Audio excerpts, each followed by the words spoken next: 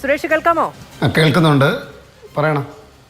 ഞാൻ ചോദിക്കായിരുന്നു, M P Rajesh അതിമനോഹരമായി സംസാരിച്ചു വെച്ച ഒരു വിഷയം സോണിയാഗാന്ധിയോട് പോയി ചോദിക്കണമെന്ന് പറഞ്ഞു.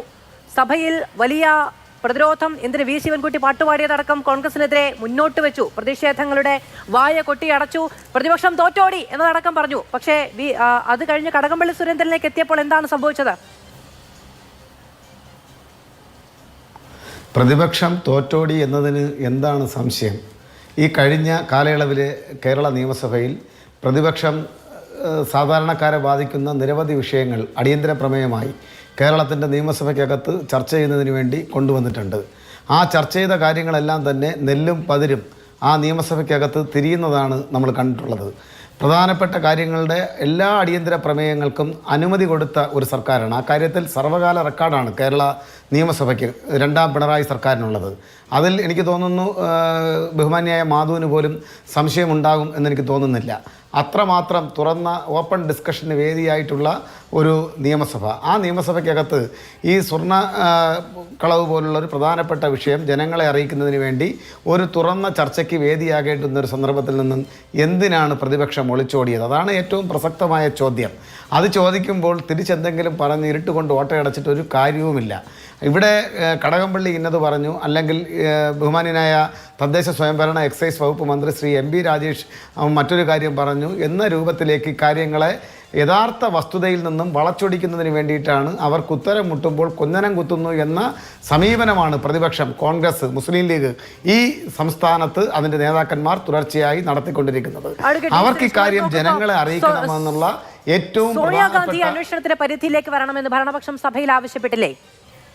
എന്റെ അതേ അവസ്ഥയാണ് സോണിയാഗാന്ധിക്കും. കളങ്കിതനായ ഒരാളെ സോണിയാഗാന്ധി അങ്ങനെ കഴിക്കുമെന്ന് ഞാൻ വിചാരിക്കുന്നില്ല എന്ന് കടകംപള്ളി പുറത്തു പറഞ്ഞില്ലേ? ഇപ്പൊ രണ്ടും കാര്യത്തിൽ വ്യത്യാസമില്ലേ?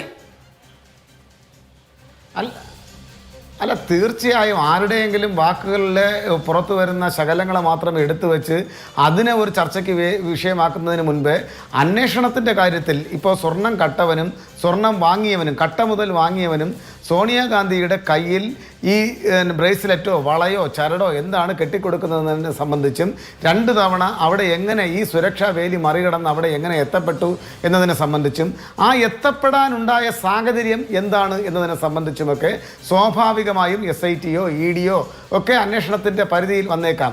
അത് ഏതെങ്കിലും നേതാക്കന്മാരോ അല്ലെങ്കിൽ നേതാക്കന്മാർക്ക് ആരുടെയെങ്കിലും കോൺഗ്രസ് നേതാക്കന്മാരുടെ ഇഷ്ടത്തിൻ്റെയോ അനിഷ്ടത്തിൻ്റെയോ അടിസ്ഥാനത്തിലല്ല ആ അന്വേഷണം നടക്കുന്നത്. അത് ചിലപ്പോൾ കടകംപള്ളിയോട് ചോദിക്കുമ്പോൾ കടകംപള്ളിയുടെ ഉയർന്ന ഔചിത്യബോധമായിരിക്കാം. നിങ്ങൾ കുറേ കാലമായി ആ മനുഷ്യനെ യാതൊരുവിധ കാര്യവുമില്ലാതെ പിച്ച് ചീന്തുകയാണല്ലോ, അതുകൊണ്ടായിരിക്കാം അദ്ദേഹം അങ്ങനെ പറഞ്ഞിട്ടുള്ളത്. അത് സ്വാഭാവികമായിട്ടുള്ള ഒരു രാഷ്ട്രീയ നേതാവിൻ്റെ പക്വതയുമില്ലേ? കേട്ടില്ല.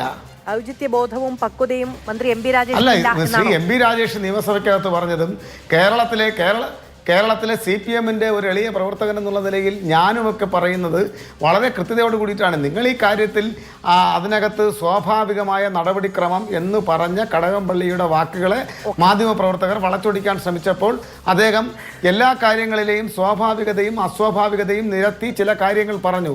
അതിലെ ചില വാക്കുകൾ എടുത്ത് അതിനെ മാത്രം പ്രസക്തമാക്കി കാണിച്ച് അതിനെ വളച്ചൊടിച്ച് ഈ വിഷയത്തിൽ നിന്നും യഥാർത്ഥ വസ്തുതയിൽ നിന്നും വേർതിരിച്ച് കാണിക്കുന്നതിന് വേണ്ടിയിട്ടുള്ള വളച്ചൊടിച്ച് കാണിക്കുന്നതിന് വേണ്ടിയിട്ടുള്ള വളരെ ബോധപൂർവമായ ശ്രമമാണ് ഇന്ന് നമ്മളിവിടെ ചർച്ച ചെയ്യേണ്ടുന്നത്.